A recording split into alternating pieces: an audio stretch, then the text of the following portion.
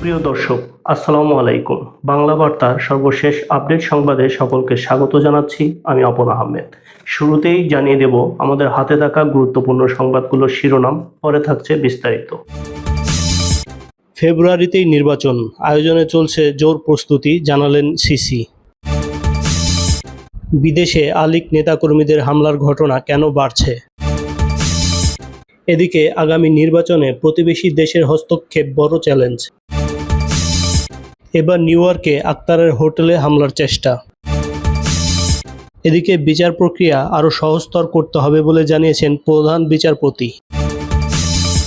সবশেষে জানিয়ে দেব জেএনজি বিক্ষোভে উত্তপ্ত ভারতের লাদাখ। এতক্ষণ শুনছিলেন আমাদের হাতে থাকা সর্বশেষ গুরুত্বপূর্ণ সংবাদগুলোর শিরোনাম। এবারে থাকছে বিস্তারিত। তবে তার আগে অনুরোধ করব, ভিডিওতে একটি লাইক করে দিন এবং এই মুহূর্তে কোন দেশের কোন জায়গা থেকে আমাদের এই ভিডিওটি দেখছেন বা শুনছেন কমেন্টস করে লিখে দিন।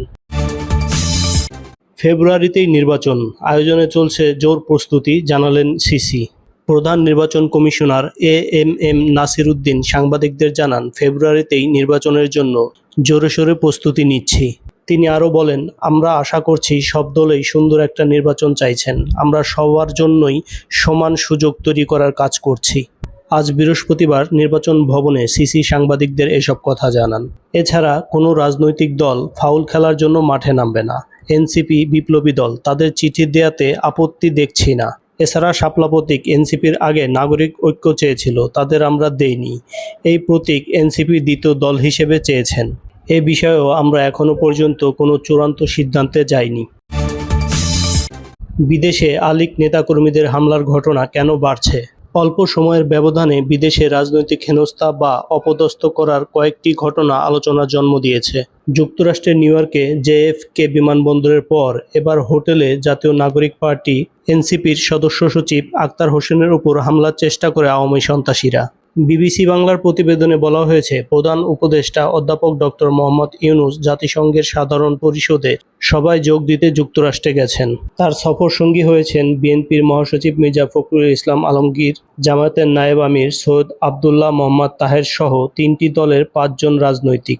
অধ্যাপক ইউনূসের সফরের বিরোধিতা করে ক্ষমতাচ্যুত আওয়ামী লীগের সমর্থকরা নিউ ইয়র্কে কর্মসূচি দিয়েছিল। এর পাল্টা কর্মসূচি পালন করেছে বিএনপি। তবে নিউ ইয়র্কে বিমানবন্দরে আওয়ামী লীগের কর্মসূচি থেকে প্রধান উপদেষ্টার সফরসঙ্গী এনসিপির সদস্য সচিব আক্তার হোসেনের পিঠে ডিম নিক্ষেপ করা হয়, যে ঘটনায় বাংলাদেশের রাজনীতির উত্তাপ ছড়িয়ে পড়ে নিউ ইয়র্কেও। এর অল্প কিছুদিন আগে সেপ্টেম্বর মাসেই অন্তর্বর্তী সরকারের তথ্য উপদেষ্টা মাহফুজ আলমের উপর নিউ ইয়র্কে আক্রমণের চেষ্টার অভিযোগ ওঠে। যুক্তরাষ্ট্র থেকে মাহফুজ আলম লন্ডন সফরে যান, সেখানেও তার উপর আক্রমণের চেষ্টা বা হেনস্থা করার অভিযোগ ওঠে আওয়ামী লীগের সমর্থকদের বিরুদ্ধে। এই দুটি ঘটনাই ভিডিও ভাইরাল হয় সামাজিক যোগাযোগ মাধ্যমে। এর আগে গত জুলাই মাসে সুইজারল্যান্ডে সফরে গিয়ে অন্তর্বর্তী সরকারের আইন উপদেষ্টা আসিফ নজরুল হেনস্থার শিকার হন। একটা ঘটনার রেশ কাটতে না কাটতেই এই ঘটনাগুলো ঘটছে। জুলাই গণ অভ্যুত্থানে ক্ষমতাচ্যুত আওয়ামী লীগের রাজনৈতিক কার্যক্রম দেশে নিষিদ্ধ করা হয়েছে। ফলে দলটি ইউরোপ, আমেরিকা সহ বিভিন্ন দেশে আওয়ামী লীগের ব্যানারে তৎপরতা বাড়িয়েছে। তাদের ক্ষোভ মূলত তাদের শাসনের পতনের আন্দোলনের নেতৃত্ব ও অন্তর্বর্তী সরকারের উপর। এদিকে আগামী নির্বাচনে প্রতিবেশী দেশের হস্তক্ষেপ বড় চ্যালেঞ্জ। আগামী নির্বাচনকে সামনে রেখে যে কোনো বিষয়ে বিদেশি দেশের হস্তক্ষেপকে বড় চ্যালেঞ্জ হিসেবে মনে করেন বাংলাদেশ জামায়াতে ইসলামী। আর এই চ্যালেঞ্জকে জাতীয় ঐক্যের মাধ্যমেই মোকাবেলা করা হবে বলে জানিয়েছে দলটি। বৃহস্পতিবার দুপুরে জামায়াতের আমির ডক্টর শফিকুর রহমানের সঙ্গে চীনের উচ্চ পর্যায়ের একটি প্রতিনিধি দলের সৌজন্য সাক্ষাৎ ও বৈঠকের সময় এসব কথা তুলে ধরা হয়েছে। বৈঠক শেষে প্রেস ব্রিফিংয়ে জামায়াত ইসলামীর সেক্রেটারি জেনারেল অধ্যাপক মিয়া গোলাম পরোয়ার কথা জানান। তিনি বলেন, চীন পিপলস ইনস্টিটিউট ফর ফরেন অ্যাফেয়ার্সের ভাইস প্রেসিডেন্ট ঝো পিংজিয়ান সহ উচ্চ পর্যায়ের এক প্রতিনিধি দল জামায়াতে আমির ডক্টর শফিকুর রহমানের সঙ্গে সৌজন্য সাক্ষাৎ করেছেন। জামায়াত আমির সুস্থ হওয়ার পর প্রথমবারের মতো দলীয় কার্যালয়ে বিদেশি প্রতিনিধিদের সঙ্গে এ ধরনের বৈঠক অনুষ্ঠিত হলো। এই বৈঠকে জামায়াতের আমিরকে ধন্যবাদ জানিয়েছেন চীনা প্রতিনিধি দলের প্রধান। বৈঠকে জামায়াতে আমির বিগত আওয়ামী শাসনামলে জুলুম, নির্যাতন, দুর্নীতির বিষয়গুলো তুলে ধরেন। দেশে জামায়াতের কার্যক্রম ও ভূমিকা সম্পর্কে জানান তিনি। দেশের বর্তমান রাজনীতি, অর্থনীতি, বিনিয়োগ, মানবাধিকার পরিস্থিতি এবং পারস্পরিক সম্পর্ক বিষয়ে আলোচনা হয়েছেন তাদের মধ্যে। গোলাম পরোয়ার জানান, চীনা প্রতিনিধি দলকে জামায়াতে আমির জানিয়েছেন, আমরা নির্বাচনমুখী দল, সব গ্রহণযোগ্য নির্বাচনে আমরা অংশ নিয়েছি, আগামী নির্বাচনেও আমাদের অংশগ্রহণের প্রস্তুতি রয়েছে।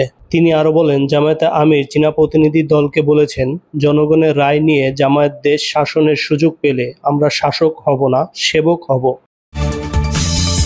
এবার নিউ ইয়র্কে আক্তারের হোটেলে হামলার চেষ্টা। বুধবার রাতে তারা আক্তারের হোটেলের লবিতে গিয়ে গালিগালাজ করে এবং হত্যার হুমকি দেয়। বিমানবন্দরের ঘটনাসহ হত্যা চেষ্টার অভিযোগ এনে যুক্তরাষ্ট্রে একটি মামলা দায়ের করেছেন এনসিপির এই নেতা। নিউ ইয়র্কের স্থানীয় সময় অনুযায়ী বুধবার দিবাগত রাত 1টায়, বাংলাদেশ সময় বৃহস্পতিবার বেলা 11টা, জন এফ কেনেডি বিমানবন্দরের পাশে পোর্ট অথরিটি পুলিশ ডিপার্টমেন্ট থানায় এ মামলা দায়ের করা হয়। মামলায় আক্তার দুজনের নাম উল্লেখ করে 15 থেকে 20 জনকে অজ্ঞাতনামা আসামি করেছেন। এ বিষয়ে একটি ভিডিও বার্তা দিয়েছেন আক্তার। ওই ভিডিওতে বলেন, এয়ারপোর্টের হামলার পর আজ সন্ধ্যায় আওয়ামী সন্ত্রাসীরা আবারও হোটেলের লবিতে এসেছিল হামলা করার উদ্দেশ্যে। সে সময় যুক্তরাষ্ট্রে অবস্থানরত এনসিপির সদস্যরা এবং আমার শুভাকাঙ্ক্ষীরা তাদের প্রতিহত করেন এবং পুলিশের সঙ্গে যোগাযোগ করেন। পরবর্তীতে পুলিশ ইনভেস্টিগেশন অফিসার এসে মামলা দায়ের করার জন্য আমাদের পরামর্শ দেন।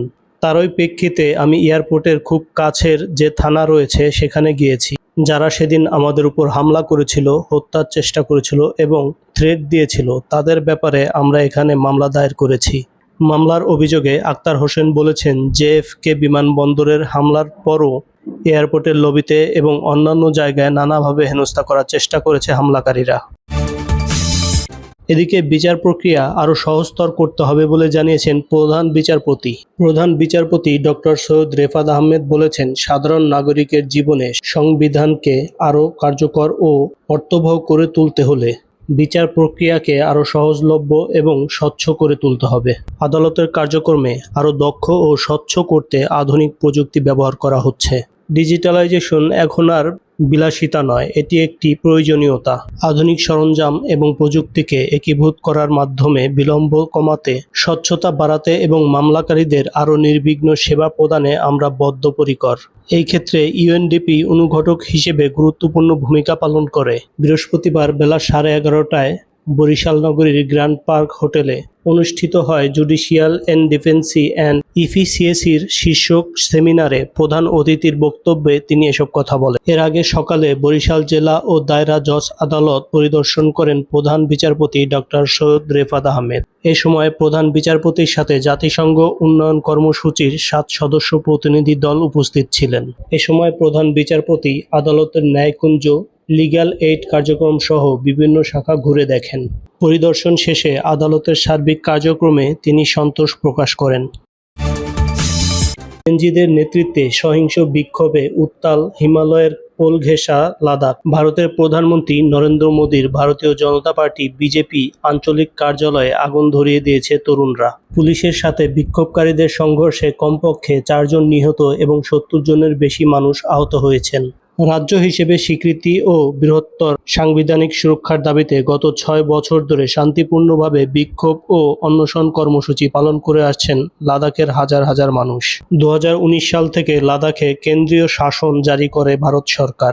তবে বুধবার তরুণদের একটি দল এই শান্তিপূর্ণ বিক্ষোভ থেকে সরে আসেন। অনশন কর্মসূচির নেতৃত্ব দানকারী সোনম ওয়াংচু বলেন, এটি তরুণদের এক ধরনের বিস্ফোরণ, জেনজিদের বিপ্লব। বুধবার এক ভিডিও বার্তায় ওয়াংচুক এই মাসের শুরুতে নেপাল সহ দক্ষিণ এশীয় দেশগুলোতে সাম্প্রতিক বিদ্রোহের কথা উল্লেখ করেন। বুধবার সকালে সামাজিক, ধর্মীয় ও রাজনৈতিক সংগঠনগুলোর সমন্বয়ে গঠিত লাদাখ অ্যাপেক্স বডির নেতৃত্বে স্থানীয় লাদাখি কর্মীদের অনশন 15তম দিনে প্রবেশ করে। 2 সপ্তাহ ধরে অনশন চালিয়ে যাওয়ার পর আগের দিন মঙ্গলবার সন্ধ্যায় 62 এবং 71 বছর বয়সী 2 কর্মীকে হাসপাতালে ভর্তি করা হয়। এই ঘটনায় ক্ষুব্ধ হয়ে লাদাখে ধর্মঘটের ডাক দেয় আন্দোলনকারীরা। বিক্ষোভকারীরা তাদের সাথে আলোচনা বিলম্বিত করার জন্য মোদী সরকারের উপর ক্ষুব্ধ ছিলেন। ইয়াংচুক বলেন, এই বিষয়গুলো তরুণদের বিশ্বাস করতে বাধ্য করেছে যে শান্তিপূর্ণ আন্দোলন কাজ করছে না। এরপর তরুণদের নেতৃত্বাধীন দলগুলো লেহের শহীদ স্মৃতি উদ্যানের বিক্ষোভস্থল থেকে স্থানীয় সরকারি ভবন এবং একটি বিজেপি অফিসের দিকে মিছিল নিয়ে এগিয়ে যায়। এরপর পুলিশের সাথে সংঘর্ষ হয়, এতে 4 জন নিহত হয়। দর্শক, এই ছিল আমাদের হাতে থাকা সর্বশেষ তথ্যগুলো। প্রতিনিয়ত সত্য সংবাদ সবার আগে জানতে বাংলা বার্তার সাথেই জুড়ে থাকুন। আমাদের ইউটিউব চ্যানেল সাবস্ক্রাইব করুন, ফলো করুন ফেসবুক পেজ। পরবর্তী ভিডিও দেখার আমন্ত্রণ জানিয়ে এবারের মতো বিদায় নিচ্ছি। আসসালামু আলাইকুম।